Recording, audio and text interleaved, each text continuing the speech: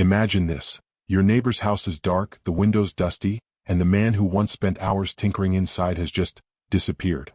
No goodbye. Just gone. But what he left behind? People say it still screams at night. Yeah, screams. Stay with me because this isn't just a ghost story. It's about a clockmaker whose obsession turned into something nobody in town could explain. So let me take you back. Small town, middle of nowhere, the kind of place where everybody knows each other's business. There was this guy, Arthur Bellamy. Gray hair, wire-rimmed glasses, the kind of man who looked like he belonged in another century. He made clocks. Not just the kind you'd hang in a kitchen. No, I'm talking about giant, intricate creations full of gears that whirred and clicked in ways nobody else could figure out. He'd sell a few, sure, but most of them? He kept. People joked his little workshop was less a store and more like a museum. But then came the whispers. Folks swore his machines didn't just tick, they moaned. Imagine walking by on a windy night and hearing what sounded like someone crying through the cracks of a wall. First time you'd laugh it off. Second time you'd walk a little faster. By the third you wouldn't take that street again. And then, one day, Arthur was gone. Vanished. His door unlocked, tools on the bench, a kettle still warm on the stove. Just empty. No suitcase missing, no letters, nothing. It was like he stepped outside for some fresh air and never came back. But here's where it gets real creepy. The biggest machine he ever made? It wasn't in the front of the shop. It was hidden in the back, under a tarp, something he worked on for years. And when the sheriff went inside to check the place after Arthur disappeared, the tarp was off. This thing was alive. Not alive like flesh and blood, but alive in the way it moved, the way it sounded.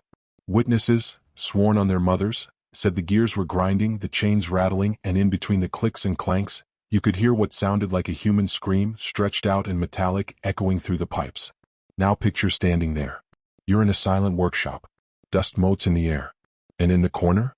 A machine that howls like it's in pain. Some folks said the sound went straight through their bones like their own body was vibrating with it. One guy threw up in the yard after staying in the room for less than 5 minutes. The sheriff? He locked the place up and told the town to leave it alone. But of course people don't leave things like that alone. Teenagers dared each other to break in. A couple of drunks claimed they spent the night inside. Most of them never lasted more than an hour. They said the screaming got louder the longer you stayed, until it felt like something was calling your name. One kid swore he saw the gears spell out letters, his initials, like the machine was trying to claim him. The legend only grew. Some thought Arthur had poured his soul into the thing, like he'd built a cage for himself. Others thought he'd made a deal, don't ask with who, that went bad and the machine was his punishment. There's even one story passed around at the diner that says a woman saw him weeks after he vanished. Not in person but inside the gears, his face twisted and screaming, caught in the machinery like he'd become part of it. And you'd think this was just folklore, just small-town gossip. But here's the kicker, people recorded it. There's actual tape. Old cassette from the 80s, scratchy as hell, but you can hear it. Not just clanking metal. Not just the hum of gears. A voice. Long drawn out like someone begging to be let out. And the strangest part? Nobody can play the tape for long.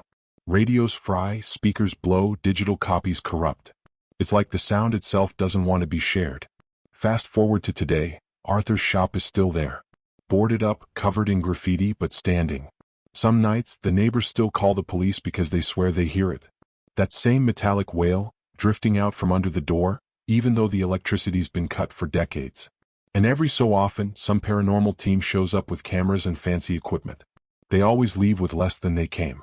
Batteries drained, files missing, equipment broken. Now, I know what you're thinking, maybe it's just a busted boiler or the wind or maybe the town likes the attention. But here's the thing, I went there. I stood outside that workshop. And I swear on everything I love, I heard it. A low, guttural groan, like metal twisting against metal, rising and falling like breathing. And yeah, maybe it was the wind. Maybe. But I can tell you right now, I've never had the hair on my arms stand up that fast in my life. So what happened to Arthur Bellamy, the clockmaker who vanished? Did he walk away, leaving behind an unfinished masterpiece? Did he lose his mind and throw himself into the machine? Or did he succeed at something no one else ever dared?